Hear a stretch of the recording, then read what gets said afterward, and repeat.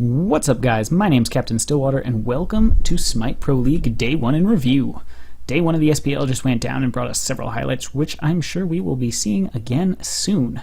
We are currently in the SPL Spring Split, and have just had our first day of games. We got to see Eager versus Allegiance, Denial versus the Randozos, and Luminosity versus Enemy. Jumping into the first set, Eager versus Allegiance. Game 1. We saw a big showing of skill coming on the side of Eager.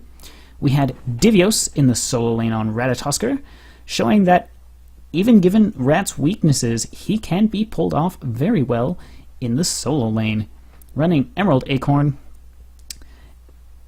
Divios still managed to perform wonderfully, going 4-0-7. And this blows my mind. He did 23,536 damage with Emerald Acorn, Warrior Tabi, Breastplate of Valor, Brawler's Beatstick, Mantle of Discord, and Frostbound Hammer. This rat was on fire. He was doing mad work, and it surprises me.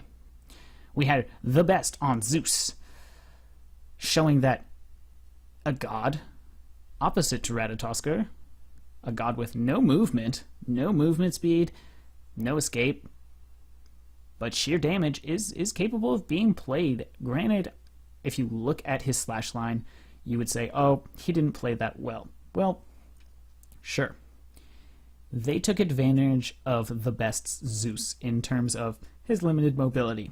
But with that said, he still put out almost 19k damage, which is more than almost the entirety of Team Allegiance. The best showed that Zeus is not only capable of being played, but capable of being played well, even when you're not necessarily always on the upper end. Zapman was on Rom. This man went freaking huge this game. He went 8-1-5, doing 26k damage. He was a monster, and he was a monster not only in this game, but in this series. Moving on to Aurora on Khepri. Honestly, the Khepri pick, he's, number one support right now, him and Athena, but personally, I felt like Aurora played Khepri a little skittish. He looked a little nervous about initiating onto Team Allegiance. Now, whether or not that was because he was afraid of getting Odin ringed or blown up by Dare to Care Zhao Kwang, I don't really know, but he just looked a little nervous, but it wasn't that big of a deal. It was kind of more of a subliminal thing. He played a little bit more passive. He took his time making sure his initiations were good. There was a couple missed abducts that put him in bad spots, which he got blown up for. DJ Pernicus came out on the Fenrir this game, going 1-4-3 and only doing 5,500 damage. DJ Pernicus left a lot to be desired. He played all right, but really not that well. He didn't really perform at the level that he needs to for his team. He honestly wasn't that good, wasn't that bad. It's like, I don't want to say he wasn't, I don't know how to explain this. He played decently, but I feel like that was more or less due to his team playing so well together than him individually playing decently. He had a few questionable decisions, a few overextensions, and he died more than anyone in the entire game. He, tied with Lassus's Raw, but that's Raw, and he got 4 kills. So honestly, that was the big question mark for me in this game, was DJ Pernicus on Eager. We are going to jump on over to Team Allegiance here, and we see Incon on the support Odin, which did not perform as well as it needed to this game. And I'm going to get into that in a bit, but first I'm going to let you guys know that in one of the later series this game, support Odin really showed up. Really showed how good this god in this position really is. But sticking to this series, Team Allegiance, if we look at their lineup, Incon on Odin, Lassus on Ra, Dare to Care on Ao Kuang, Matty Pocket on Vamana, and Oceans on Huyi. They really had very little setup. Huyi has a stun, Matty Pocket has a slow and a knockup, Dare to Care, just high burst damage. Lassus has a slow, but let's be honest, he's Ra, and Incon has the ring. But where's the blow up? Where's the follow up for that ring? Outside of Ocean's wombo combo ult with Incon's ult, there wasn't really much damage going into the ring as necessary. And when we look at Team Eager, they had Zeus. It's like, yeah, you ringed, but it's like, yeah, you ringed and sunsed, but I'm dropping lightning bolts on you and I'm going to detonate. It's like they had a decent, they had a great counter to the ring, not a decent counter. They had a great counter to the ring, and Team Allegiance didn't really have that much lockdown. So Ratatosker can ult out. The best can just ult himself and hold his own. Zatman can just sit in the sky. Kepri, maybe that was your target. DJ Pernicus obviously can jump out multiple times. So the Odin pick, good. With the team comp, questionable.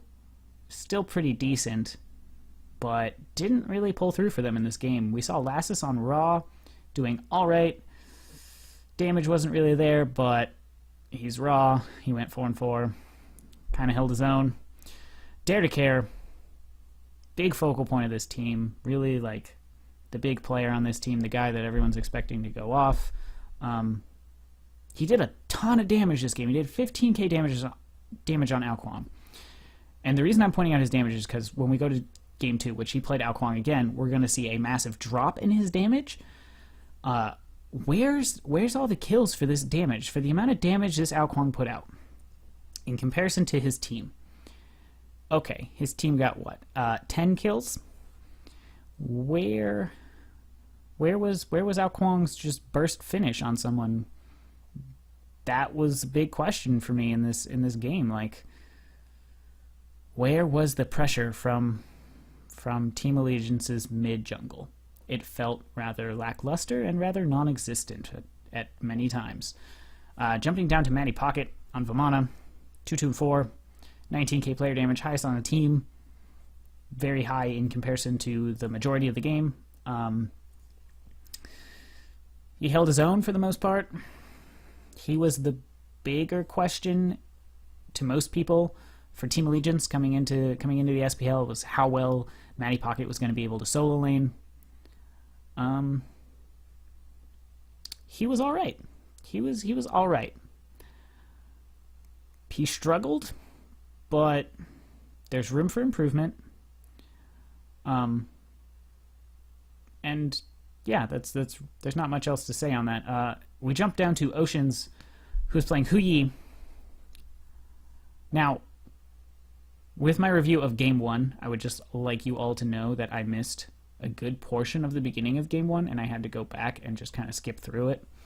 So I didn't get to see the intricacies, and I can't really touch on it too well. I will touch more on like what happened in the games for all the future ones. Game 2 I saw, and then I saw the remainder of the games for Day 1, but I did miss like 20 minutes of Game 1. Something like that, maybe less than that. So I don't really know how Matty Pocket's laning phase as Vamana was. I am assuming, looking at his stats, that it was decent. But who knows? Someone else knows. I'm sure you guys know and can tell each other if you're really all that curious. Oceans looked all right on Huyi. Given this is a mid-jungle pressure meta, looking at his slash line and his stats, he didn't really underperform, but he wasn't Zapman going 8-1-5. So Game 1, Team Allegiance looked a little rough around the edges. Team Eager looked like they, albeit had some mishaps, were very strong, very well coordinated, and they took home Game 1. So let's jump on over to Game 2 here. Game 2. We're going to start with Allegiance this time. For the most part, Team Allegiance's draft, pretty good. They had Incon on Athena. They had Lassus on Neath. Dare to Care on Ao Kuang again. Maddie Pocket on Sun Wukong, which I will touch on later, and Oceans on Soul. Team Eager drafted Tyr for Divios, Zeus for the best again. That sounds weird. Hu Yi for Zapman, Kepri for Aurora again, and Fenrir for DJ Pernicus again. So they only switched up 2 of their picks. If we jump back to game 1, they switched Ratatoskr for Tyr, and they switched Rama for Hu Yi. So all in all, their team just, in my opinion, got better. Hu Yi, super strong right now. Tyr, arguably one of the better solo laners just because he's a beast. Zeus stayed the same, Kepri stayed the same, and Fenrir stayed the same. So, here's what I see for Team Allegiance. We have the Athena taunt, we have the Neith, World Weaver, and Spirit Arrow. We have the Ao Kuang late game burst damage. He had the exact same build he had in game 1. I would like to point that out. Maddie Pocket on the Sun Wukong is a questionable pick for me. Sun Wukong is still competitively viable. His disruption is good, but his CCE is lackluster. And this is a fairly big CC meta right now, considering the relic nerfs. I personally would have probably preferred to see the Vamana again or something like that. Now, I don't remember what pick bans were from this game, but I'm assuming Vamana was banned. I could be wrong, though. Who knows? Oceans was on Soul, and that was big for them. But we're going to start at the top. Incon's Athena, 05 and 10. Incon looked scared to initiate this game. There were very few aggressive dash taunts, and there was next to no follow-up on most of them. He really didn't have the best time taunting out the enemy team, and I think this was because Team Eager had so much peel for their back line that it was really hard for Athena to taunt out anyone in a good position. That really helped the team. Lassus on the Neith just got outpushed like crazy. The Neith Dare to Care early mid-game, they got throttled for a while. They had a really hard time against Zeus and Fenrir. Now, with that said, DJ Pernicus went 2-6 and 9. We will touch on that soon. Dare to Care went 5-4 and 5 this game. Significantly more kills than last game, and significantly less damage this game. He only did 8k. Last game he did 15. Where was the damage? I honestly think Dare really couldn't go in. The enemy team CC is too strong. They have the Hu Yi stun, the Tyr Fearless, the Kepri root and abduct. They have the Fenrir jump stun and ult. Like, what were you gonna do? And all that time that you were being pulled or rooted or lifted in the air, whatever, stunned, doesn't matter. That whole time, Zeus was just hitting you constantly. Chain lightnings constantly. Shield throws constantly. Detonating his charges constantly. So, going in was not an easy thing to do. We see that he picked up far more kills, in that he picked up 3 more kills. He went positive this game, but the pressure really wasn't there. Lassus on the Neith, Neith is a pretty good mid laner considering she has high sustain and she has pretty good push. Especially compared to Zeus. They just got outpushed, I guess, and they just had a hard time. I just remember being like, why is Neith constantly under tower? But that's what happened. That's how it went down. Maddie Pocket on the Sun Wukong. Okay, so here's my opinion on Sun Wukong. He's good. He's competitively viable. I said this earlier. But okay, he's got a slow. He also has a knock-up or a stun or an escape, but it's all one skill. And so, is it a good skill? Yeah. Is Sun Wukong's disruption good? Yes. Is his damage good? Yes. Did he have a very hard time against this team? Yes. He got blown up when he went in. He was taking massive amounts of damage. He only had Breastplate of Valor and Bulwark of Hope up. He had Tier 1 Cloak, which is only 10 Fizzy and 10 Magical Protections, which is essentially non-existent, especially when Zeus has Obi Shard and Zatman has Titan's Bane. So he was getting blown up, and Sun Wukong's sustain with his ultimate is good, but like without his ultimate, it's lackluster. And like I said earlier with Dare to Care, like getting to their back line, disrupting was hard. Most of the time they were peeling for their own gods. Like Eager just had so much more CC and so much more initiation. There's nothing Allegiance really could do. Now with that said, Ocean's on the Soul, your boy, looking very comfortable. Going 8-2-1, doing just shy of 17k damage. He looked very good on Soul. He was rotating well into these fights and cleaning up. He was cleaning house. He was getting the kills. He was doing the damage. He was really showing up there at the end, and it was good for him. But at that point, it was like Team Allegiance just looked like they were having a hard time coordinating, even with an Athena Neath, with these global ultimates, these beautiful sets that these gods can provide for their team. They just were having a hard time. Team Eager, on the other hand, Divios going huge on tier. Blink fearlessing, ult fearlessing, just outright fearlessing. The man was pulling people left, right, and center. He was pulling them from the back line to the front, from the front line to his back line. Like, Tyr was a monster that game. His disruption was glorious, and he was like running at two people, and they were just like, oh man, Tyr's coming, and he's just like, yeah, let's go. Like, let's fight. I'll be fine. I'm Tyr. The best on Zeus, coming out, showing that Zeus is super strong. Playing even better this game, going 6-1-9, doing 25k damage. I want you all to just dwell on this number right here. He did 24,562. Look at this man's build. Okay, assuming he bought this late game, right? He has, I believe this is Jade Mountain Helmet. I believe is the name. I could be wrong about that. It's the Physical Defense Magical Power Magical Pen. This is Pen Boots, Breastplate of Valor, Obi Shard. So he has a lot of pen. He has 3 penetration items, or 3 items with penetration, 1 main penetration item. Not that much power, but he did 24,562. That's how good these sets were. Like, his team was setting like at a next level.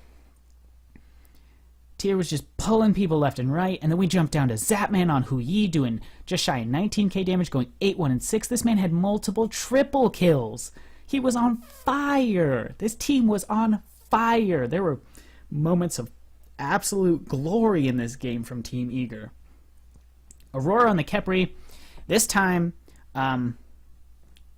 I explicitly remember him missing some of his abducts, which put him in awkward positions, allowing Athena to taunt him out and secure kills onto him. He looked a little skittish still, but he played well.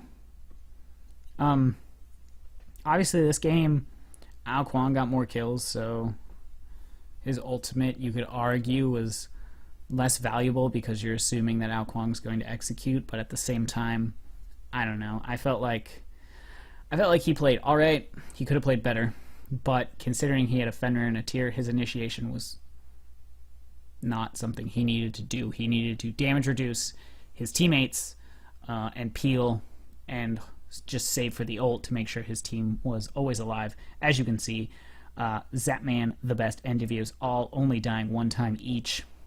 The majority of the deaths on the team for Eager coming from Aurora and DJ Pernicus on Khepri and Fenrir, and this is when we jump to Fenrir on DJ Pernicus on Fenrir. 2-6-9. He did 5k damage. He had a rough time. Honestly, he didn't play that well. He got caught out of position a number of times. He overstayed his welcome a number of times. And he paid for it with his life. There's room for improvement, and questions are still on the table as to how well DJ Pernicus can run this jungle with the team especially considering there are a number of free agents in North America still that could fill this position. Now, with that said, late game DJ Pernicus had some glorious ults as Fenrir, securing a good number of kills for his team, not for himself, but for his team, and allowing his team to push for victory. I explicitly remember one ult pull, he jumped in and ulted, I believe it was Lassus's Neath after a backflip, pulled him all the way back, dropped him right in front of Kepri into, I believe, an abduct, but at that point, Neath pretty much just died. So big question still on the jungle position for Team Eager. I do believe that is the position teams need to look to exploit. If DJ Pernicus is going to continue to play slightly overly aggressive, he can get caught out for it and really put his team behind. But all in all, Team Eager, they looked very, very well coordinated. They looked really good. They had a few mishaps here, but in general, the team looked very strong. They looked like a upper top tier SPL team. They look like a team that's going to be competing for one of the top 3 positions. Now, this is only day 1 of week 1, so this is just what they looked like today. We have a long way to go, and many things can change. With that in mind, Team Allegiance, room for improvement, definitely. Personally, I think they just kind of needed to get their feet wet. They just came from relegations, that's the term for it. They just came from relegations, which I also appreciate them going through. They didn't have to go through relegations, but they did, which was a good thing for them because it gave them much needed practice. They looked pretty strong in relegations. They didn't show their strength here in this game. They did not coordinate the way that they were in relegations, and maybe that's because Eager was a significantly better team, or maybe it was because Team Allegiance was just not on their money today. Who knows? Like I said, it's day 1 of week 1. There's a long way to go. Team Allegiance has plenty of room to improve. Matty Pocket was the biggest question on this team coming in. He definitely had a rough time in solo lane game 2. I don't really know what happened game 1. Do I feel like he's the big weak link on the team? Not necessarily. I feel like the team as a whole just needs to work more on coordinating together, really using the combos that are in their team's kits to lock down opponents and try to get their footing earlier in the match. Yeah, they had Neath, who... Neath's an early game. She's a more early game hunter, but she's a hunter, so there is that to always keep track of. But late game, compared to most hunters, she's not the biggest threat. Dare to Care, however, huge late game god, can one-shot people at the end. Sun Wukong, late game, should essentially be unkillable, and even if you are about to kill him, he just ults, and then he's unkillable again, which is horrible. But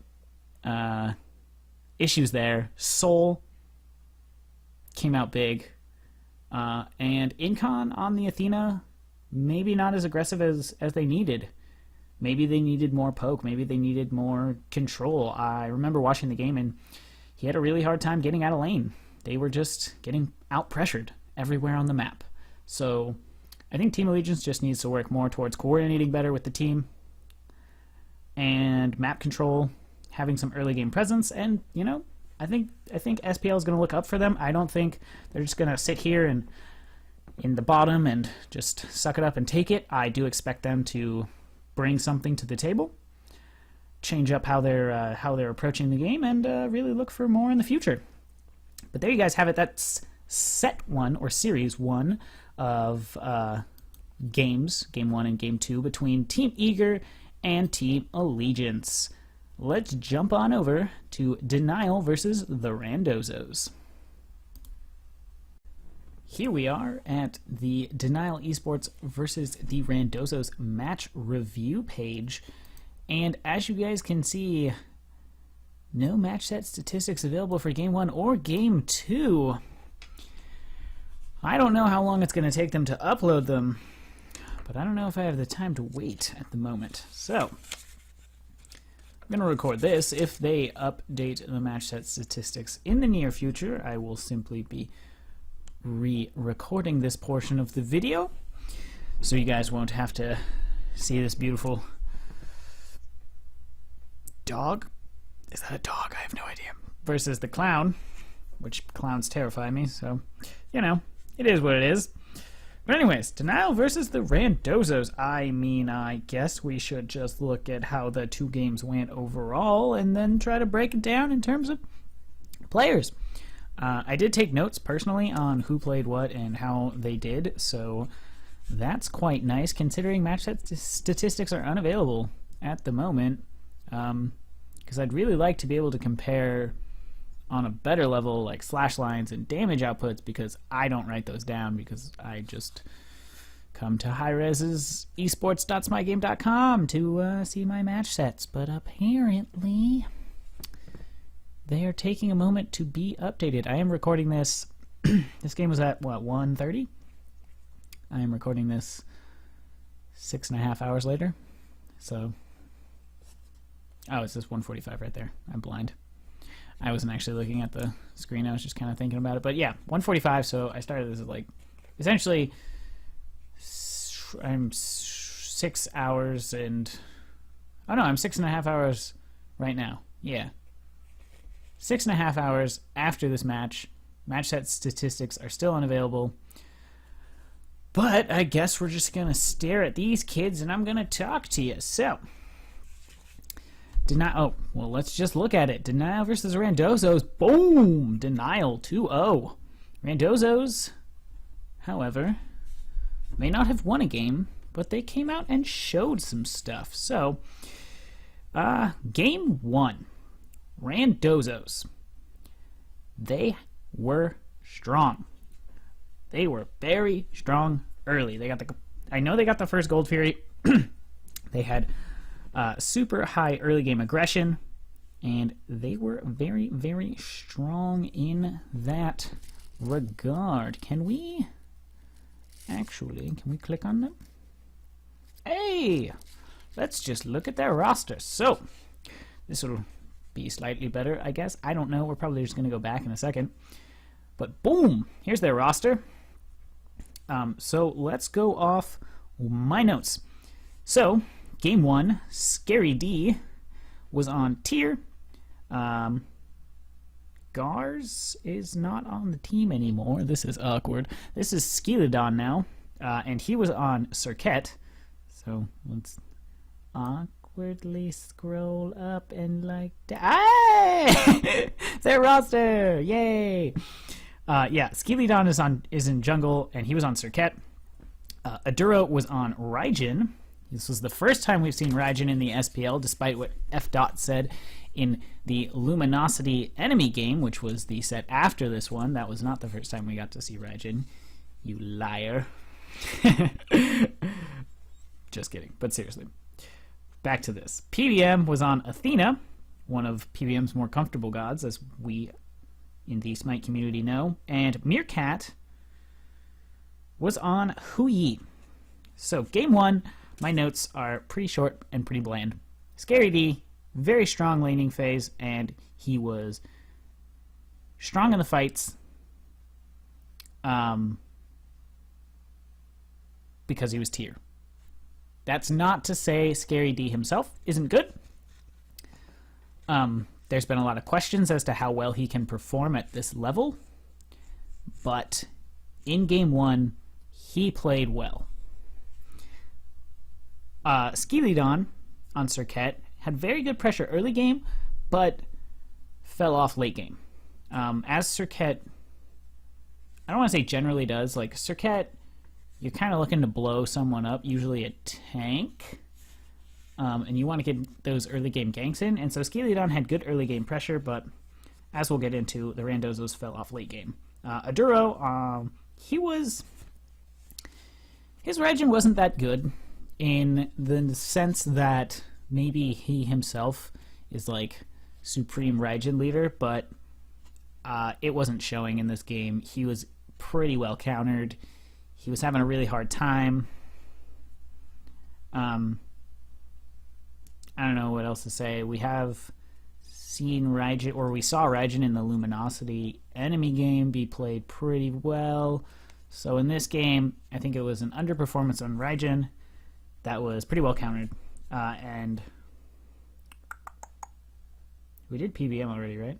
He was on Athena. Did we talk about that? I'm so lost. And I'm lost because my notes say Scary D, Skeleton, Aduro, PBM Meerkat, and Aduro and PBM are switched here, so I don't think we talked about it. PBM was on Athena, and as was the symbolic representation of Randozzo's very strong early game, very high early game aggression coming out from the Randozzos, proving that their early game's good, their mid game's decent, and their late game needs improvement. And last but not least, Meerkat on the Huyi. This is a very mid-jungle centered heavy meta.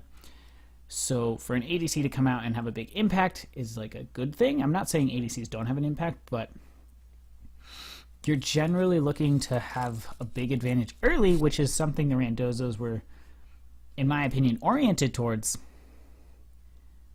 But Meerkat's Huyi performance was not the best.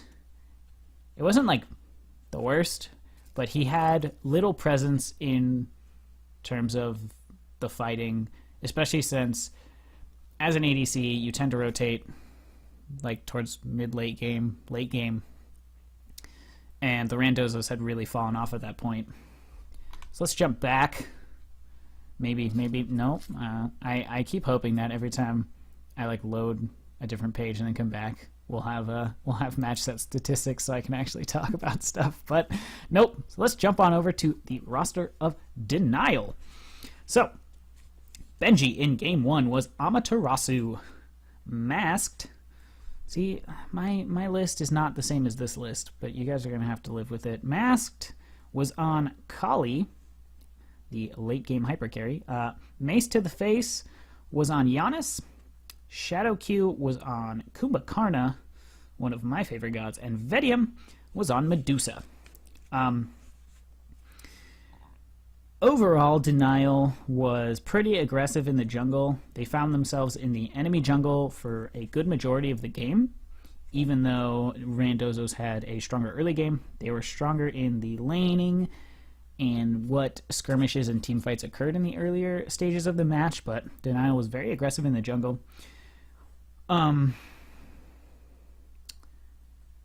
They lost the first Gold Fury, but off of that, they grabbed 2 kills, 3 kills in a tower, something big. They lost Gold Fury, but they won the fight promptly after Gold Fury fell, and so the Gold Fury wasn't really realized in terms of the Randozzos like lead. That was when Denial was just like, boom, this game is slowly going in our favor.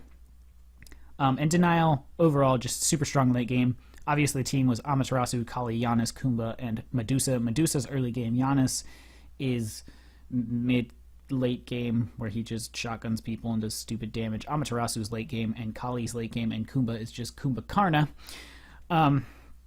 Starting with Benji, he had some huge Amaterasu ults. They were really, really, really good. He was setting really well for his team. He played all around, he played a really good Amaterasu. Considering he was going up against Tier that game. Masked on Kali, obviously, he was super good late game. He played really well. His late game Kali, as with everybody's late game Kali, just a tyrant. Mace to the face, he had very good movement, very good spacing in the first game. Not as much presence as the rest of the team, but he definitely had more of a, I'm going to move my cursor over there, more of a utility aspect as the Giannis, really helping his team move, really helping his team get out of ganks, placing portals through walls so people could get out of fights when they were going to die, when they were losing. Shadow Q Kumbhakarna, once he got his build up, it's Kumbhakarna.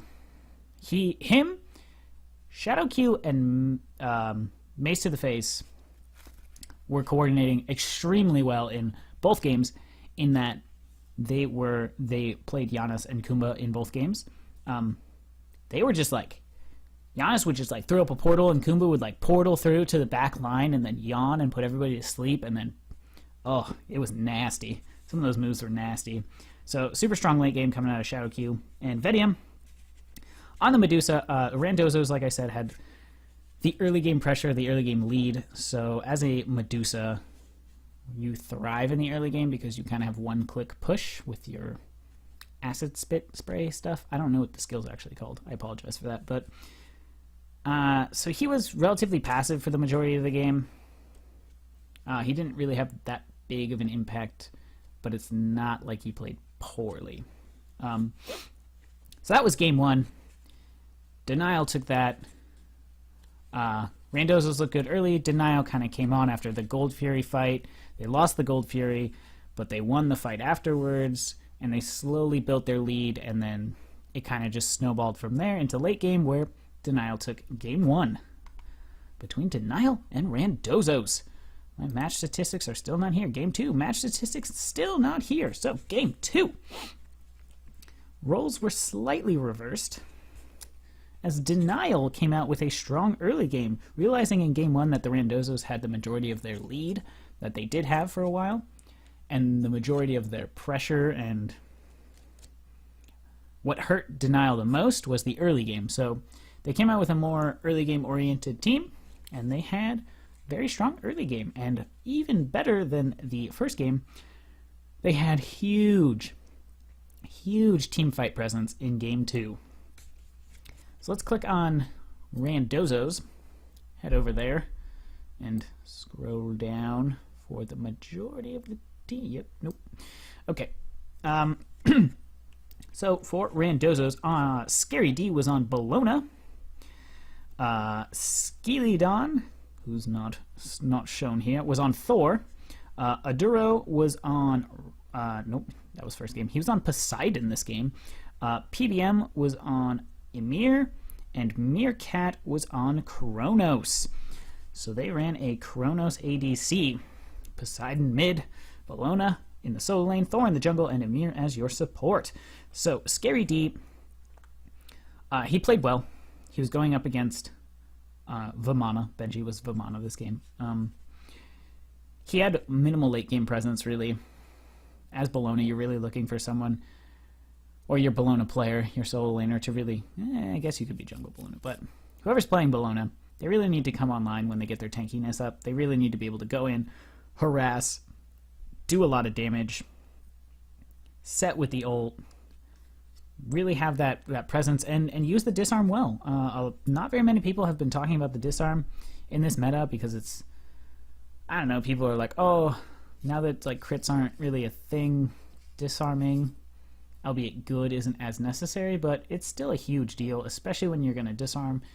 If you can disarm someone like a Kali, that's big. If you can disarm the ADC, that's big. So that was Scary D.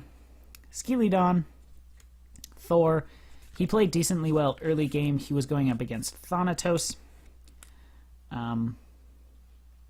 But he ulted well throughout the game, but he really just couldn't find any picks late game. So all of his efforts to find a kill, ults, stun walls, double taps, really it was a lot of damage that wasn't capitalized on and essentially was useless in the grand scheme of things. Not to say that he was useless, but that his damage was not effectively capitalized on. Aduro played Poseidon, and he was going against Mace to the Face on Giannis again, and he just got pushed out. He got pushed out, and we're going to get into that when we go to the Denial side of things. I will talk on that more. PBM was playing Emir. He had some pretty good blinks. He missed a couple blink freezes, but he had some, in general, he had some really good blinks. He had some really good defensive blinks to get out of Kumba blinking on Emir with the yawn, and then Emir blinking before Kumba's yawn hit him. It was pretty cool stuff. And then lastly, we had Meerkat on Kronos, and my notes literally say, eh. He had one huge play where he got ganked by 4 members of Denial, and he put 3 of the 4 of them to sleep with time stop and made it out alive. It was a pretty awesome play, but other than that, his presence wasn't really felt in the fights. Kronos is good. He can be played solo, mid, and in the ADC positions, but I felt like I don't know, I just felt like it wasn't the best pick for this team. So jumping on over to Denial. Kaboom! Kapow! Look at their roster. Scroll up so we can get this beautiful Denial in here. Okay, Denial. We had Benji on Vamana. We had Masked on Thanatos. We had Mace to the Face on Giannis. We had Shadow Q on Kumbhakarna again, and we had Venium on Hu Yi. So starting with Benji, my notes literally say big, big baby. This man went huge on the baby. He was a tyrant on the battlefield as this baby. He was rotating. People could not get away from him. He capitalized on so many kills. He just played really, really well as Vamana, stepping it up from game 1 into game 2, playing even better. It was just big. And then we're just going to jump down to Masked. Masked. Oh my god. He played Thanatos. He played Sunder Thanatos. And so you may have been wondering, well, why was Poseidon pushed out so easily? Sunder Thanatos. Granted, he didn't get Sunder till 2nd relic, but he had Sanctuary as 1st relic so that he could survive the Krakens. But it was Unstable Vortex with the Scythe throw, with the Death Scythe. It would do like 90% of Poseidon's health, and Aduro would just get wrecked and be like, oh my god, I have to leave. It was rough. There was one kill in this game that was nasty. It was after level 12. He got Sunder, and it was just like, we didn't get to see it entirely because we were focusing on someone else, and then like the camera switches back. You guys should go watch this, and it's just like all you see is silence, Sunder, Scythe throw, and Poseidon just dies, just outright to Masked, just 100-0, just like boom, and everyone's like, oh my god, like he literally bought Sunder so he could just one-shot Poseidon, and it worked. They really locked down Poseidon, and he couldn't do anything, and it really helped the team quite a bit. Jumping from Mask to Mace to the Face, once again playing Giannis in this game. He had great positioning. Last game he had great movement, helping his team. This game, same thing, except in my eyes I don't know if this is true. I would like to look at the match set statistics, but they're not there yet. Whether or not he did more damage, it seemed like he was doing more damage, or at least he had more pressure in his lane, especially with the Thanatos helping him out. They were able to poke out Poseidon continuously, and Thor was not really able to counter it at all. Shadow Q playing Kumbhakarna once again. He had great initiations. He was working even better with Mace to the Face's Giannis this time. They were working really well with the portal combos and slowing people, giving Kumbha speed boost, dashing in, yawning, ulting. He would like yawn and then wait for his ult to come off cooldown when he had like a couple seconds left on his ult, and the person would just be sitting there asleep, and then he would just ult them. There were some good plays by Shadow Q that game. Vedium, he played Hu Yi. He played very well. He played quite a good Hu Yi that game. Significant improvement from the previous game where he was Medusa and he was just kind of... I mean, Randozzo's owned the early game, so they didn't really have too much... He couldn't have much pressure considering his team was kind of being locked down early game, and Medusa's so early game oriented. So this game is Hu Yi. Obviously, Hu Yi's just stupid good right now. He played well, helped his team to victory. And that's everybody, I realize. Honestly, overall, Randozzo's early game, they showed a lot of skill at the lower levels, really being able to out-pressure, out-maneuver, and outplay Denial for the most part. Mid-game is when Denial would catch back up, and then late-game, Denial just owned it. Randozzo's definitely have improvements to make. on their late game performance. But all is not lost. They played pretty well. That's Scary D, Skeleton, Aduro, PBM, and Meerkat. They played pretty well. They did get 2-0'd in this set, but I look to the future with high hopes that they will be able to coordinate even better and hold on to their leads when they get them. They had so much early game presence, and it was rough to see them have so much presence and then just get pushed out and end up losing. So that's what to look forward for in the future from Randozos. For Denial, honestly, what to say? We're going to have to see how well Vedium can perform against some of the top tier ADCs in that lane. I want to see if he's going to be able to hold his own. Do I think he can? Yes. But I do expect him to lose some matchups, and I want to see how that affects Denial. I want to see how they are greatly impacted by losing duo lane instead of losing other positions on the map. Masked played his butt off. Benji played really well. Mace was like super support Giannis, and then Shadow Q, freaking Kumba Karna, man. Everybody loves Kumba. And then Vedium, like I said, I want to see how he plays against some of the other ADCs in the league, and that was Denial versus Randozos. I apologize for not having any more detailed notes. I decided to do this video like while watching the SPL games today, so I was like, oh crap, I should probably take some notes. So I wrote some stuff down. Honestly, I have like no notes for Eager versus Allegiance. But my notes get better and better as we go, and that's apparently a good thing considering match set statistics still aren't up. They may be up tomorrow, but I was planning on uploading this tonight, making it public tomorrow. In which case, if the statistics are public tomorrow, I will probably link them in the video, in the description. So be sure to check that out if you're watching this on the 25th or later. Be sure to check the description, and you should be able to get links to the match set statistics if Hi-Rez has them. I would assume they do, at least to some extent. Like, you should be able to give me slash lines, builds. Honestly, that's really all I need. Slash lines and builds. I mean, you could give me the rest of it, but I don't know. I don't know if they're just taking their time uploading it, or if they have errors in terms of like recording. Who knows? But hopefully they will have it. That was Denial versus Randozos. Let's jump on over to the last set, which I happen to have open already. So we're just gonna whoop-ah, boom! Enemy versus Luminosity. They're both spheres with eyeballs.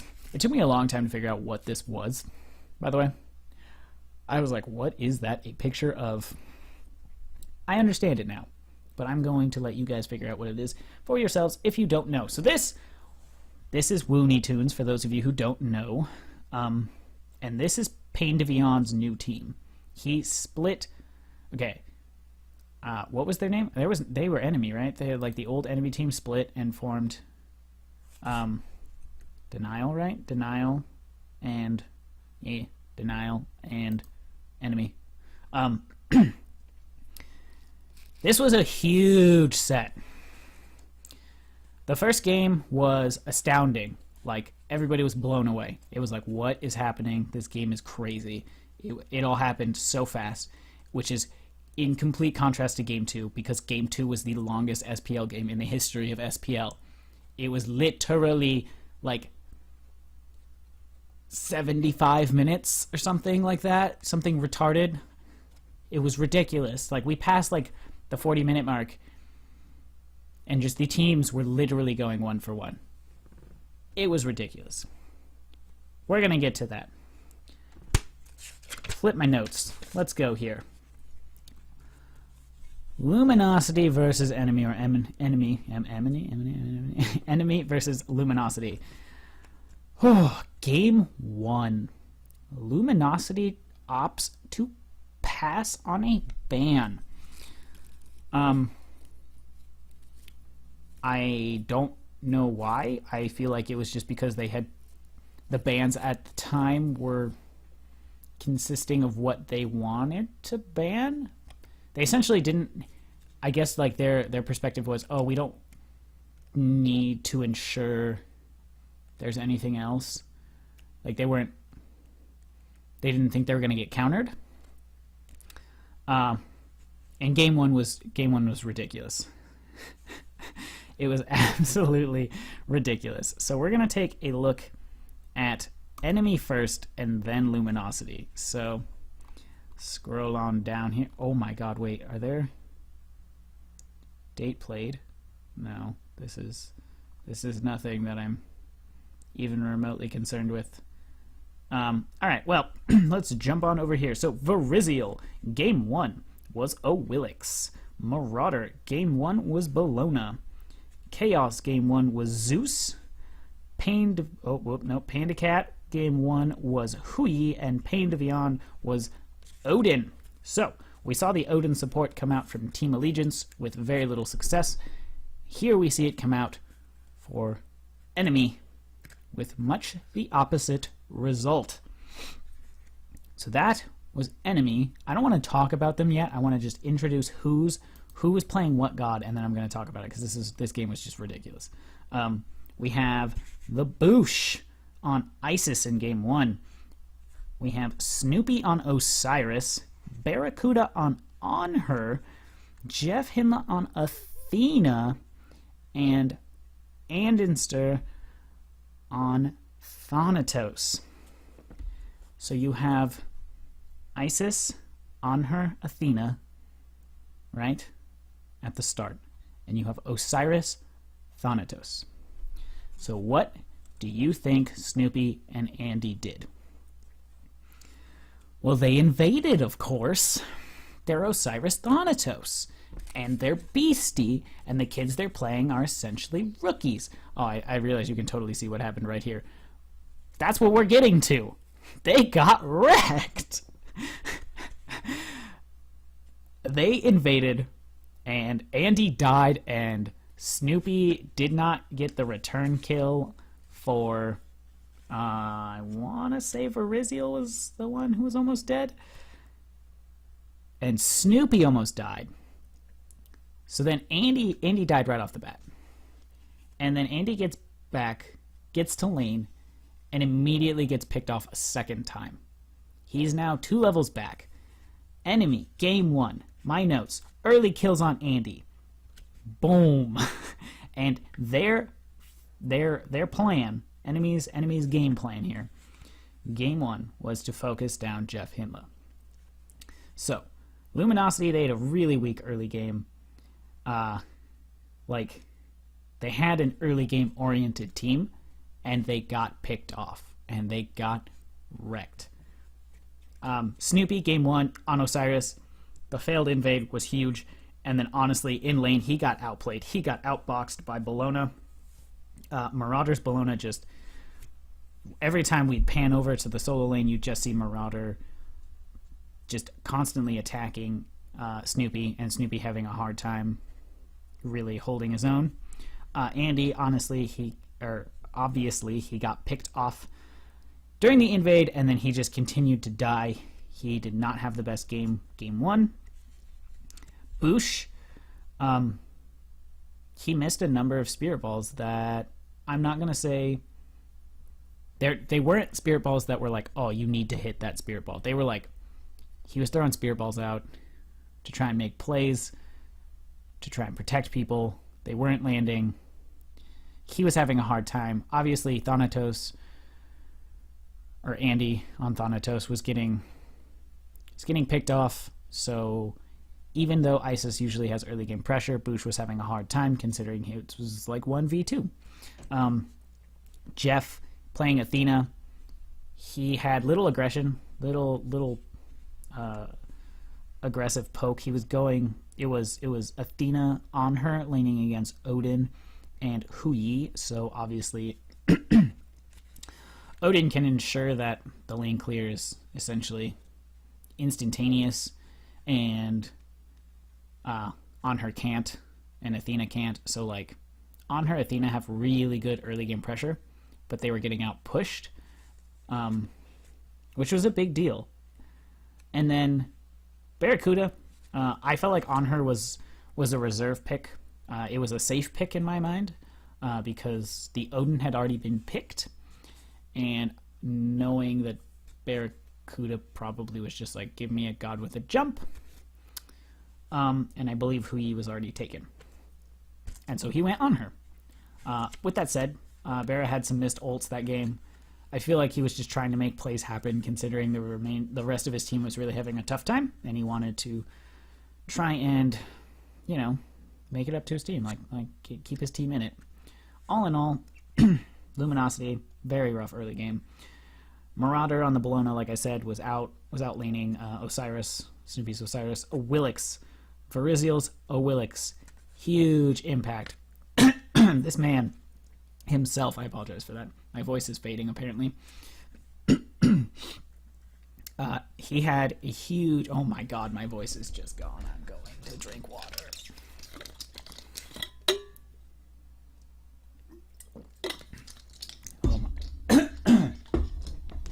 Oh my god. I apologize for that.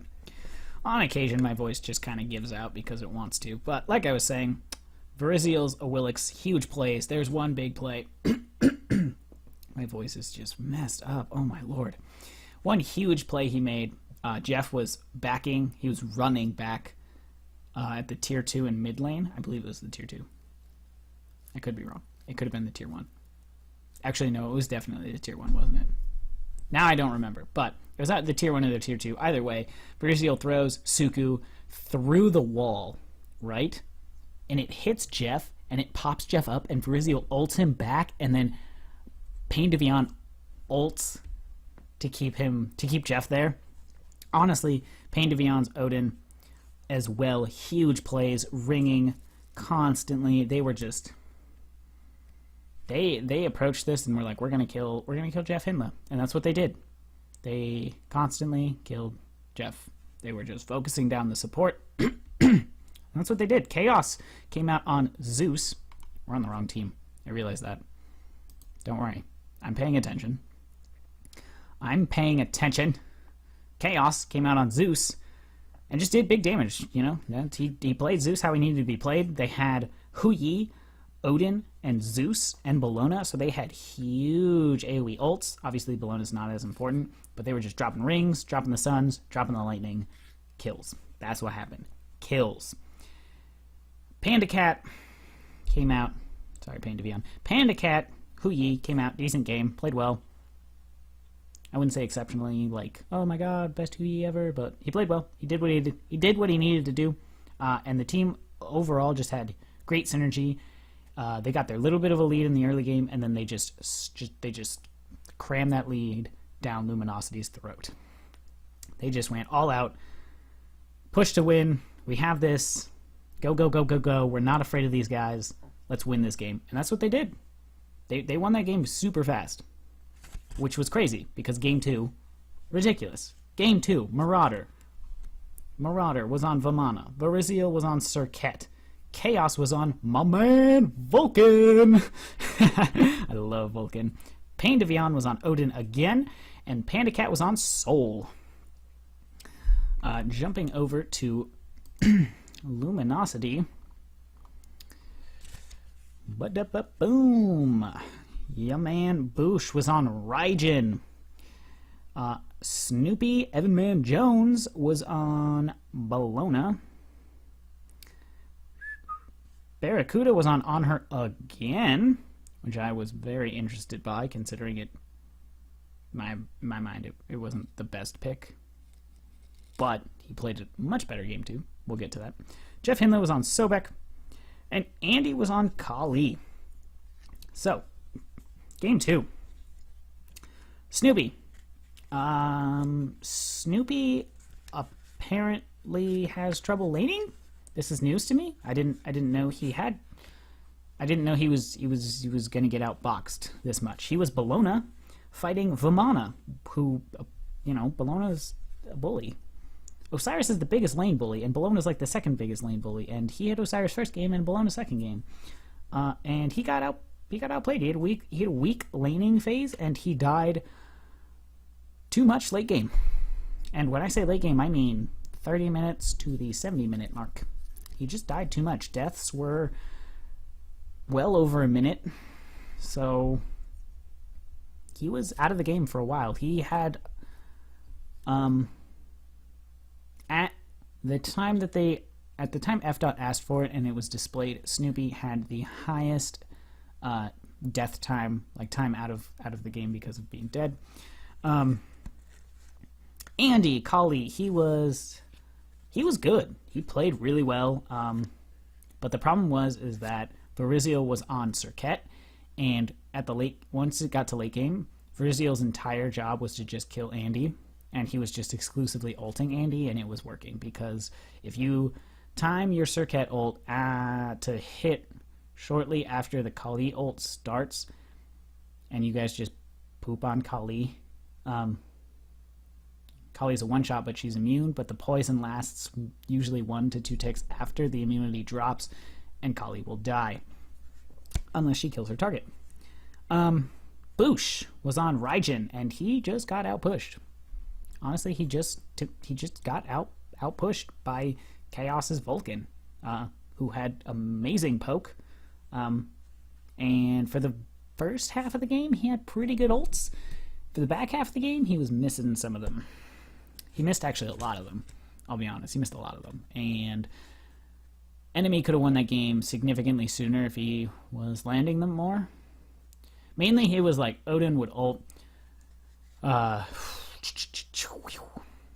Chaos would ult on top of Pain de Vion's ring. But he was ringing the majority of the team. And everybody could get out of the ult except Jeff Hinla, who was Sobek. So once he stopped ringing Sobek, the Volk ult was not guaranteed. Jeff Hinla, Sobek, he got focused real hard. Odin would ring Sobek every single chance he got, and Jeff Hinla died a lot in the beginning of this game. Yeah, every team fight, they would just ring Jeff and kill Jeff. That was their goal. And considering Sobek thrives off of his self-heal, he kind of got wrecked. The only thing he could do was ult and then just hope he did damage before he died. That was kind of what Jeff was trying to do. And then Barracuda, last but not least. Once again, I wasn't the biggest fan of the On Her pick. I'm not the biggest fan of On Her. I feel like he can't really outbox very many people. But with that said, Barracuda came out and had some huge plays in Game 2 as On Her. some pretty nice plays, some pretty good pillar pins, some great pillar placements. His pillar placement was exceptional that game. And he had some good ults. All in all, he played very well the second game around, but it was not enough to carry his team to victory. Jumping on over to Enemy. Boom, scroll down. Marauder, like I was saying, Vamana, he had a good laning phase. He just outboxed the Snoopy Bologna. Shouldn't have happened. Was he super good late game? I mean, there was a weakening curse on Luminosity, and they had Kali, so in general, like, it didn't matter if he was ulting or not. Kali could shred him. But that gets us into Virizial, who was playing Circuit, and this man played extremely well in both games. He played Awilix the first game really well, and he played Circuit very well in the second game. In the late game, he was literally just ulting Kali. Like, that was all he was doing. He would just, like, the team fights, Andy would have to look to, like, try and gank, you know? Like, come around the sides. And Virizial would literally just be waiting for him in the jungle somewhere, where he would have to come from. Virizial wasn't even in the team fights either, most of the time. He would just wait for Andy to show himself, jump on him, and kill him. And that was really all that happened. And it was really rough because Luminosity was looking for Andy to go big and have some big plays on the Kali, on the hyper carry late game. Jumping to Chaos, Vulcan, Like I said, he had really good poke in the early game, and he had some really, really big ults and some really, really bad ults. But that's kind of how Vulcan is. And this is, note, this is pre-Circuit, pre-Vulcan buff. So we will see if they play these gods in the future. I would suspect so. We will see them buffed in the next patch. So it'll be interesting to see what happens. Personally, I don't know if I'm excited for the Vulc patch or not, because Vulcan was the first god I got Diamond. And I'm like really good with the timing of the Vulc ult, and they're changing that. They're changing the amount of time the Vulcan ult stays in the air. So, I don't know how I feel about that, but we'll see how this affects the game. Pain to Vion, once again on Odin. Great rings, great ults. The man had like a 32-second cooldown on his ultimate, so he's ulting.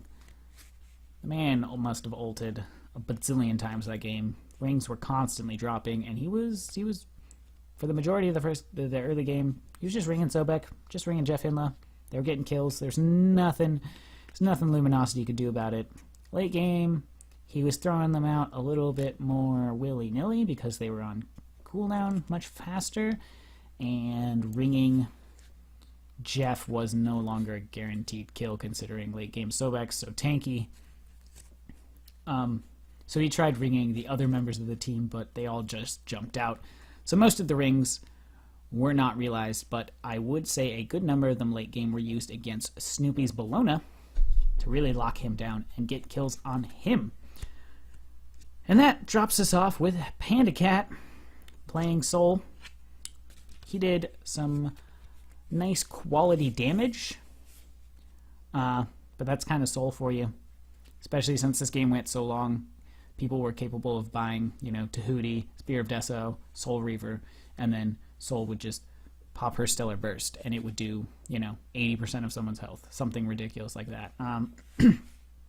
He played well. I don't really know what else to say. He wasn't really a big focal point of the match. He did a lot of damage.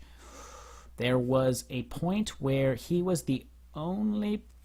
There's a point where Luminosity killed everyone except Pain to Vion, and they decided to let Pain to Vion live. And they decided to rush enemy's right Phoenix. So Pain to Vion backed, got full health. Panda Cat spawned, so it was Odin and Soul defending, and F-Dot and Allied were announcing this game, and I agree with them on this to some extent. I disagreed at first, but now that I know how the game resulted, I kind of feel like it was hindsight's 20/20, but it was not the best decision. They pushed down the Phoenix, and they they had 4 people alive with half health. One of them had backed, so it was like 3 people there. Barracuda at full health. I want to say Jeff Hinla was there at full health, and Boosh was there at half health. I'm sorry, Jeff Hinla was at half health, and Boosh was at half health. Barracuda was the only one at full health. And they decided not to go for the end. They decided not to push for the end of the game. If they had raced down Pain to Vion, which might have taken some time, but if they had been able to send maybe 1 or 2 people to race down Pain to Vion, send the other 2 people to go take down the Phoenix, they might have been able to end the game right then and there. And it would have been big. They would have won. Instead, they let Pain back. They pushed the Phoenix. Pain and Odin and Soul are there. Pain to Vion and Panda Cat. They look at it. They're like, I don't think we can do this. They back off. The game ends up going for a ridiculous amount of time. And the game ended in interesting style. Enemy didn't push Luminosity. They backdoored Luminosity. The entire team grouped up in the left jungle by the Gold Fury. This is looking from order towards chaos. And Luminosity didn't have wards.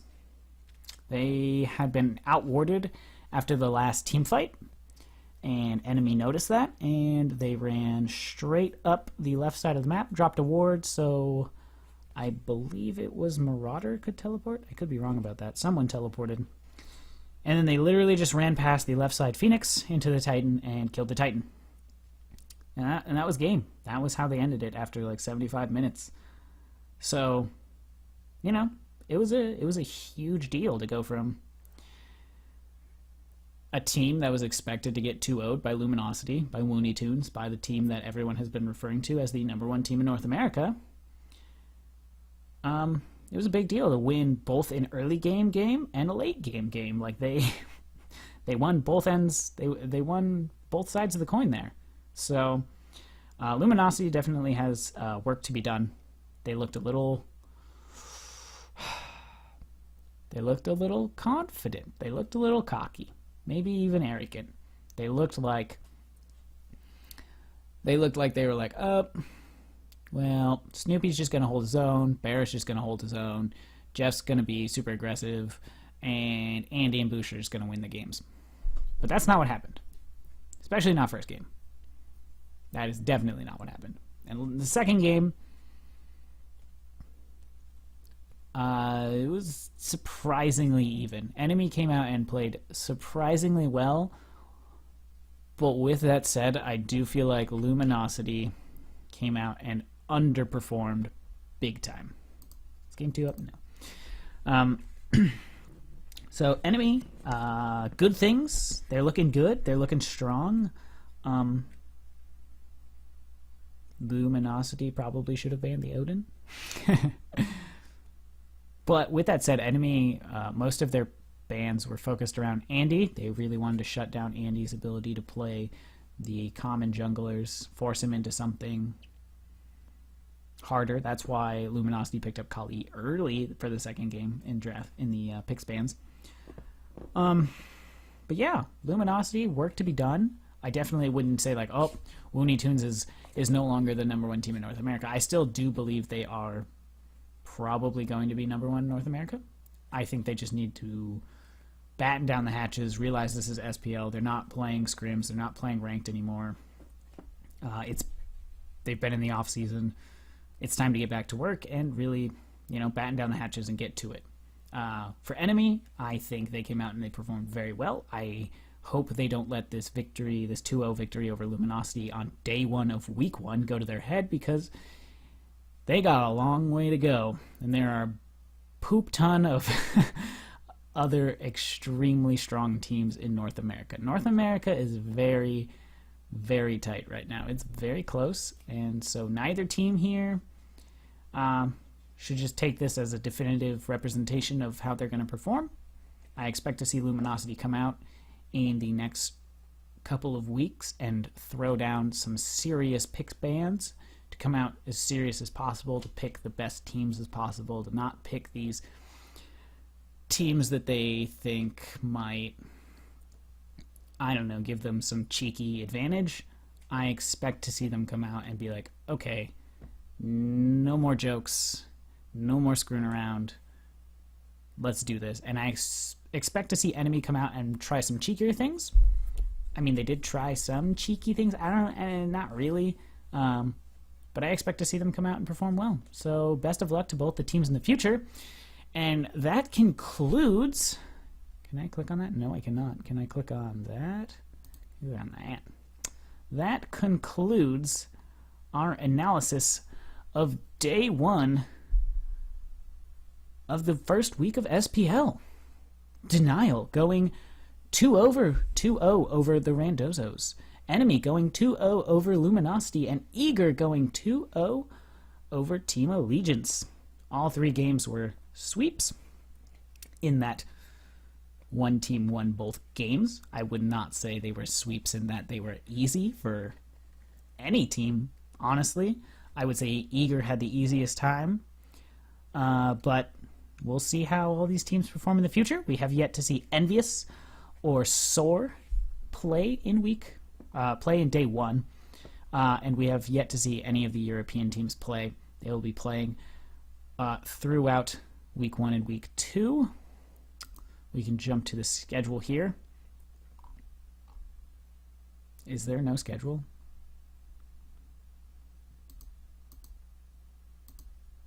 Do you really? Oh, I gotta click on things. Oh, they why do they only have 1 game in here?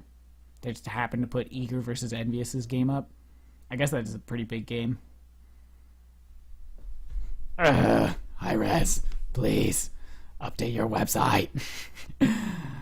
Well, I was going to tell you guys the schedule, but it's not showing up. It's on the season ticket if you're in Smite itself. I'm sure it's... because North American teams aren't playing, Jason. Duh. You're stupid. You're so dumb. All right. There we go. So, tomorrow, or today, I guess I'm uploading this on the 25th, so it would be today, Torpedo Gaming versus Panthera. Panthera being Epsilon Gaming, the team that won Worlds last year. Team Leftovers versus Hungry for More, and Team Dignitas versus Fnatic.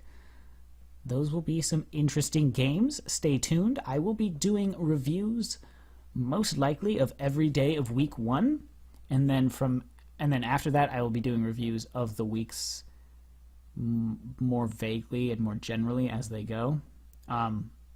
In that, I'm not going to be covering each game specifically, but rather the sets themselves and the teams, and talk about where teams are and where teams need to be. So I hope you guys enjoyed. If you did, be sure to like, comment, subscribe, all that fun stuff, and I will see you all next time.